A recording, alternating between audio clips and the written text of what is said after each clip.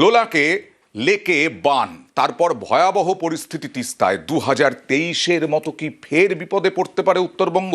পরিবেশ মন্ত্রকের সমীক্ষা তুলে ধরে আশঙ্কা প্রকাশ বিশেষজ্ঞদের। তারা জোর দিচ্ছেন তিস্তার ড্রেজিংয়ে।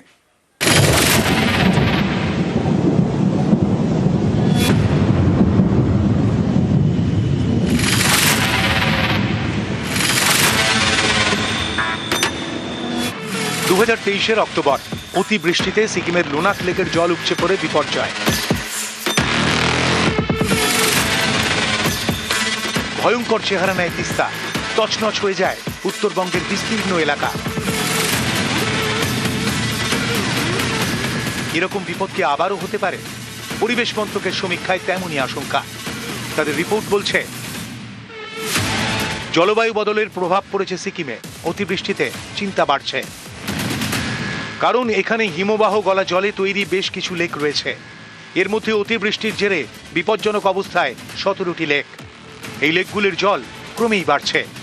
এই জল উপচে পড়লে ফুলে ফেপে উঠবে তিস্তা। তখন আবার উত্তরবঙ্গে বিপদ। অল্প সময় অতিবৃষ্টি হবে, সেই ওই জলটা ওই লেকগুলোকে ভাঙতে পারে। যেমন 68 সালে হয়েছিল, যেমন 2023 সালে হয়েছিল। ফলে সেটা একটা বড় বিপর্যয় ডেকে আনতে পারে। 17টা লেক ওরকম রয়েছে, এইগুলো খুব বিপজ্জনক অবস্থায় রয়েছে। সেগুলো নিয়ে কেন্দ্রীয় সরকারের ভাবা উচিত। কাজটা অত্যন্ত কঠিন। এমন জায়গায় লেকগুলো হয়ে রয়েছে যেখানে সাধারণ মানুষের যাওয়ার অসম্ভব।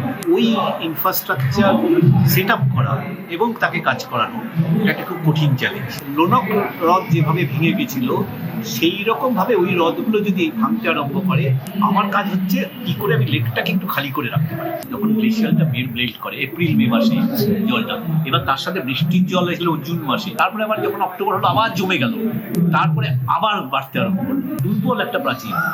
এই জলের প্রেশারটা তো রোজ বাড়ছে, এটা ভাঙলে পরেরটার উপর প্রভাব পড়ে, তারপরেরটার উপর প্রভাব পড়বে, এইভাবে যায়।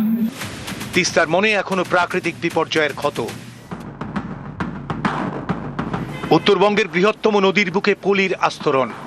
একাধিক জায়গায় বদলেছে গতি, নাব্যতা হারিয়েছে তিস্তা।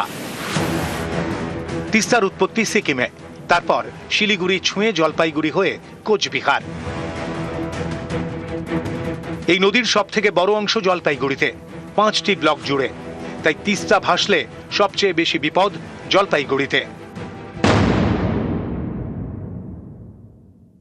আমরা অনুরোধ করব সেচ দপ্তরের কাছে যে তিস্তা নদীকেও খনন করা দরকার। কারণ সিকিমের যে জলাধারগুলো রয়েছে, যদি সেরকম ভূমিকম্প হয় তাহলে শিলিগুড়ি জলপাইগুড়ি জেলা ধ্বংস হয়ে যাবে। উত্তরবঙ্গের আরেক নদী করলা। অনেকে বলেন জলপাইগুড়ির টেমস। একদিকে সংস্কারের অভাব, আরেকদিকে শহরের আবর্জনা নদীতে। করলার নাভিশ্বাস ওঠে। এবার তার নাব্যতা বাড়ানোর কাজ শুরু করেছে সেচ দফতর। করলার 15 কিলোমিটার জুড়ে ড্রেজিং হবে। নদী থেকে তোলা হবে পলি বালি। 8ই ফেব্রুয়ারি করলায় বিষক্রিয়ায় প্রচুর মাছ মারা যায়। এই অবস্থায় করলাকে আগের অবস্থায় ফেরানোই টার্গেট। বর্ষার আগে কাজ শুরুর পরিকল্পনা। এটা খুব ভালো পদক্ষেপ, কারণ করলার নদী দিন দিন পলি পড়ে মজে যাচ্ছে, প্লাস নোংরা টোংরা জমে এটা শহরের মাঝখান দিয়ে গেছে।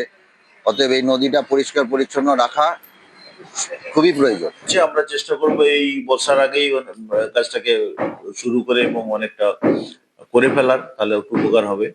এটা সম্প্রতি আরএফপি অর্থাৎ রিকোয়েস্ট ফর প্রপোজাল ইনভাইট হয়েছে এবং সেটা কলকাতা থেকে হয়, আমাদের সেন্ট্রাল টেন্ডার ইউনিট আছে সেখান থেকে হয়েছে।